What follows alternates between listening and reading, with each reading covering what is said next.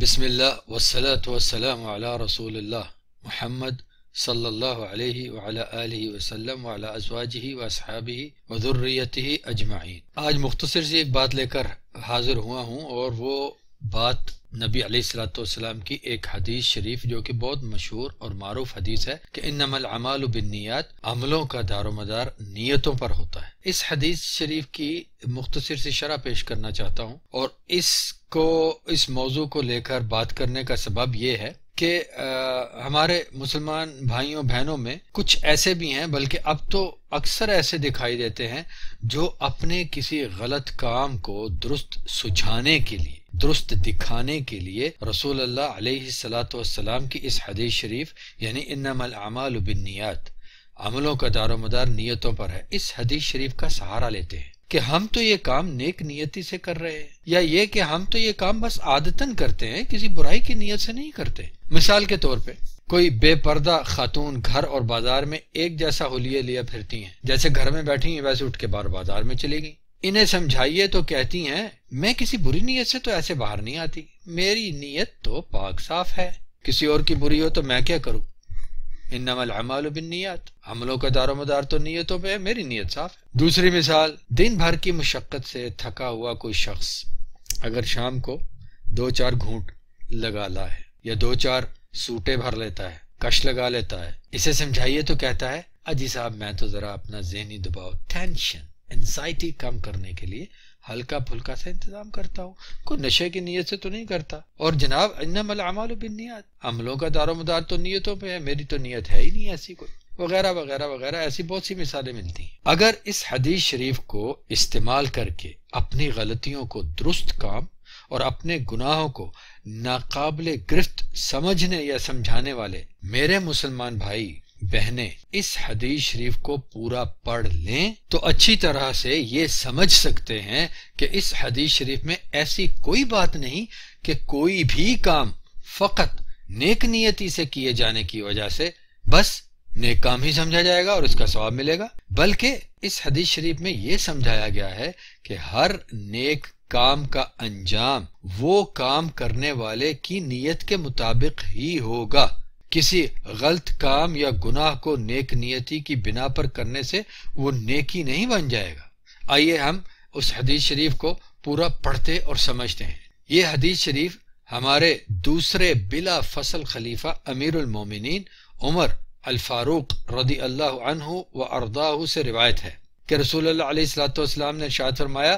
الاعمال بالنیہ ولکل امرئ ما نوی، عملوں کا دار و مدار، اعمال کا دار و مدار نیتوں پہ ہے، وَلِكُلِّ امْرِئٍ مَا نَوَى، اور ہر شخص کے لیے وہی ہے جس کی اس نے نیت کی، یعنی اس کا نتیجہ، اس کے کام کا نتیجہ اس کو وہی ملے گا جیسا کہ اس نے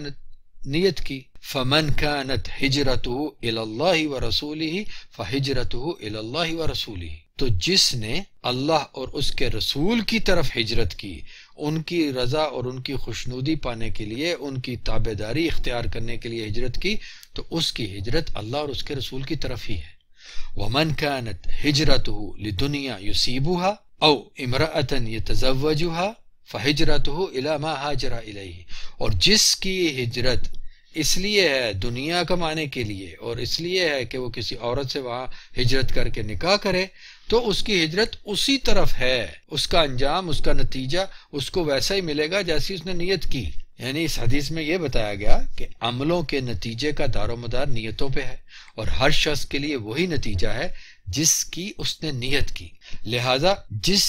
نیت سے وہ جو کام کرے گا اسی نیت کے مطابق اس کام کا نتیجہ اس کے لیے ہوگا۔ میں ایک دفعہ اس حدیث شریف کا ترجمے کو پورا ایک ہی دفعہ میں پڑھ دیتا ہوں کہ فرمایا یہ ہے کہ عملوں کے نتیجے کا دار و مدار نیتوں پر ہے، اور ہر شخص کے لیے وہی نتیجہ ہے جس کی اس نے نیت کی، لہذا جس کی ہجرت اللہ اور اس کے رسول کی طرف ہے تو اس کی ہجرت اللہ اور اس کے رسول کی طرف ہی ہے، اور جس کی ہجرت دنیا کمانے کے لیے ہے یا کسی عورت سے شادی کرنے کے لیے ہے، اس کی ہجرت اسی طرف ہے جس طرف اس نے ہجرت کی۔ یہ حدیث شریف صحیح بخاری میں 6 مختلف مقامات پر مذکور ہے۔ یہ صحیح بخاری میں کتاب الایمان باب 4141 میں ہے، کتاب العتق باب 6 میں ہے، کتاب مناقب الانصار باب 45 میں ہے، کتاب النکاح باب 5 میں ہے، اور کتاب الایمان والنذور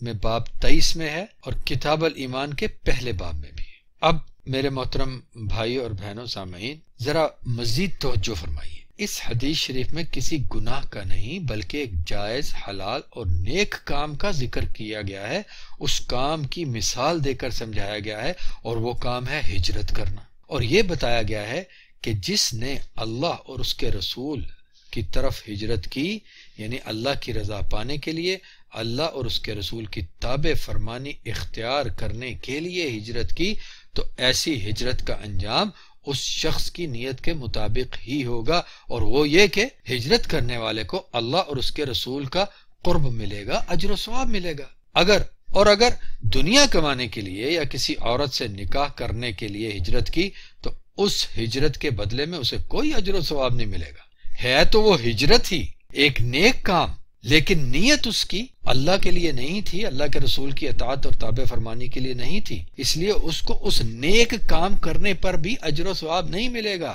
کیونکہ وہ ہجرت اللہ کی رضا پانے کی نیت سے تو ہے نہیں، دنیا کمانے یا نکاح کرنے کے لیے ہے۔ تو یہ ہے کہ نیک کام بھی اگر نیک نیتی سے نہیں ہوگا تو اس کا کوئی اجر نہیں ملے گا۔ ایسا ہرگز نہیں کہ برے کام، گناہ کے کام ہم اپنی طرف سے نیک نیتی سے کرتے رہیں اور یہ سمجھتے رہیں کہ ہاں جی ہم پہ کوئی برائی نہیں آئی ہے، ہم پہ کوئی گناہ نہیں آئے گا، ہم پہ کوئی گرفت نہیں ہوگی۔ مسئلہ بالکل واضح ہے میرے محترم سامعین کہ کسی بھی نیک کام پر بھی اس وقت تک اجر و ثواب ملنے کی امید بھی نہیں رکھی جا سکتی جب تک کہ وہ نیک کام اللہ تبارک و تعالیٰ کی رضا پانے کی نیت سے نہ ہو، اللہ اور اس کے رسول کریم محمد صلی اللہ علیہ وعلی آلہ وسلم کی تابع فرمانی کرنے کی نیت سے نہ ہو۔ گناہ تو برصورت گناہ ہی ہے، اس پر انجام اور عذاب ہی ہے، خواہ وہ گناہ کتنی ہی اچھی نیت سے کیا گیا ہو یا کیا جا رہا ہو، بہر صورت وہ گناہ ہی ہے۔ انما الاعمال بالنیات، یعنی عملوں کا دار و مدار نیتوں پر ہے۔ اس حدیث شریف کی جو شرح میں نے ابھی بیان کی، گو کہ وہ خود اسی حدیث شریف میں سے ہی واضح ہے، مزید کسی اور چیز کی اور دلیل کی ضرورت تو نہیں ہے، لیکن مزید تسلی اور تشفی کے لیے میں آپ صاحبان کو ایک اور حدیث شریف سناتا ہوں، جو کہ ابو ہریرہ رضی اللہ عنہ نے سنائی ہے اور کہا ہے کہ میں نے رسول اللہ صلی اللہ علیہ وعلی آلہ وسلم کو یہ فرماتے ہوئے سنا کہ ان اول الناس یقضى یوم القیامت علیہ رجل استشہد فأوتی به فعرفه نعمه فعرفها۔ کافی لمبی حدیث ہے، اس لیے میں عربی متن پڑھے بغیر، ذکر کیے بغیر میں آپ کو اردو والے ترجمے کی طرف لیے چلتا ہوں۔ تو اس حدیث شریف میں نبی علیہ الصلوۃ والسلام نے فرمایا کہ قیامت والے دن سب سے پہلے جن لوگوں کا حساب ہوگا ان میں سے ایک تو وہ شخص ہوگا جو شہید ہوا ہوگا، یعنی بظاہر اس کی موت شہادت والی ہوئی ہوگی، تو اسے اللہ تعالیٰ کے سامنے لایا جائے گا، اللہ تعالیٰ اسے اپنی نعمتیں یاد کروائے گا اور وہ شخص ان نعمتوں کا اقرار کرے گا، تو اللہ پوچھے گا تو پھر تم نے ان نعمتوں کو کیسے استعمال کیا؟ تو وہ شخص کہے گا اے اللہ میں نے تیری راہ میں لڑائی کی اور شہادت طلب کی۔ اللہ فرمائے گا تم جھوٹ بول رہے ہو، بلکہ تم نے تو اس لیے لڑائی کی تھی کہ تمہیں بہادر کہا جائے اور وہ کہہ دیا گیا، یعنی تمہاری موت کے بعد دنیا والے تمہیں بہادر کہتے سمجھتے رہے۔ پھر اللہ تبارک و تعالیٰ اس شخص کے بارے میں فیصلہ فرما دے گا اور اس شخص کو منہ کے بل گھسیٹ کر جہنم میں پھینک دیا جائے گا، اور دوسرا شخص وہ ہوگا جس نے علم سیکھا، دین کا علم سیکھا اور لوگوں کو بھی سکھایا، اور جس نے قرآن پڑھا، اسے اللہ تعالیٰ کے سامنے لایا جائے گا تو اللہ تبارک و تعالیٰ اسے اپنی نعمتیں یاد کروائے گا اور وہ شخص ان نعمتوں کا اقرار بھی کرے گا، تو اللہ تبارک و تعالیٰ پوچھے گا تو پھر تم نے ان نعمتوں کو کیسے استعمال کیا، کیا کیا ان نعمتوں کے ذریعے تم نے؟ تو وہ کہے گا میں نے علم سیکھا اور سکھایا اور تیری خاطر اے اللہ قرآن پڑھا۔ اللہ تعالیٰ فرمائے گا تم جھوٹ بول رہے ہو، بلکہ تم نے یہ علم اس لیے سیکھا کہ تمہیں عالم کہا جائے، اور قرآن اس لیے پڑھا کہ تمہیں قاری کہا جائے، اور وہ کہہ دیا گیا، یعنی دنیا والے تمہیں عالم اور قاری سمجھتے رہے اور کہتے بھی رہے۔ پھر اللہ تبارک و تعالیٰ اس شخص کے بارے میں فیصلہ فرما دے گا اور اس شخص کو بھی منہ کے بل گھسیٹ کر جہنم میں پھینک دیا جائے گا۔ تیسرا وہ شخص جسے اللہ نے بہت وسعت عطا فرمائی، یعنی بڑی کشادگی کے ساتھ اللہ تعالیٰ نے اسے ہر قسم کا مال عطا فرمایا تھا، اسے بھی اللہ تعالیٰ کے سامنے لایا جائے گا، اسے بھی اللہ تعالیٰ اپنی نعمتیں یاد کروائے گا، وہ شخص بھی اللہ تعالیٰ کی نعمتوں کا اقرار کرے گا، تو اللہ تبارک و تعالیٰ اس سے بھی پوچھے گا تو پھر تم نے ان نعمتوں کو کیسے استعمال کیا؟ اور وہ شخص کہے گا میں نے ہر اس کام میں تیرے لیے خرچ کیا اے اللہ جس کام میں خرچ کرنے پر تمہیں پسند تھا۔ اللہ تبارک و تعالیٰ فرمائے گا تم جھوٹ بول رہے ہو، بلکہ تم نے وہ مال اس لیے خرچ کیا کہ تمہیں کھلے دل سے اللہ کی راہ میں خرچ کرنے والا کہا جائے، اور وہ کہہ دیا گیا، یعنی دنیا والے تمہیں اللہ کی راہ میں خوب خرچ کرنے والا سمجھتے اور کہتے رہے۔ پھر اللہ تبارک و تعالیٰ اس شخص کے بارے میں فیصلہ فرما دے گا اور اس شخص کو بھی منہ کے بل گھسیٹ کر جہنم میں پھینک دیا جائے گا۔ یہ حدیث شریف صحیح مسلم میں ہے، کتاب الامارہ اور باب نمبر 34 میں۔ اس حدیث شریف کی روشنی میں میرے محترم سامعین کرام بالکل ہی واضح ہو گیا کہ کوئی بھی اچھا اور نیک کام بھی اجر و ثواب کا سبب اسی وقت بن سکتا ہے جب کہ وہ کام صرف اور صرف اللہ سبحانہ و تعالیٰ کے لیے اخلاص یعنی صاف نیت کے ساتھ کیا گیا ہو۔ کوئی بھی اور نیت ہو یا اللہ کی رضا کی نیت کے ساتھ ساتھ ہی ہو تو بھی اس کام کا انجام، اس کام کا نتیجہ نیت کے مطابق ہی ملے گا۔ صرف کسی کام کا نیک کام ہونا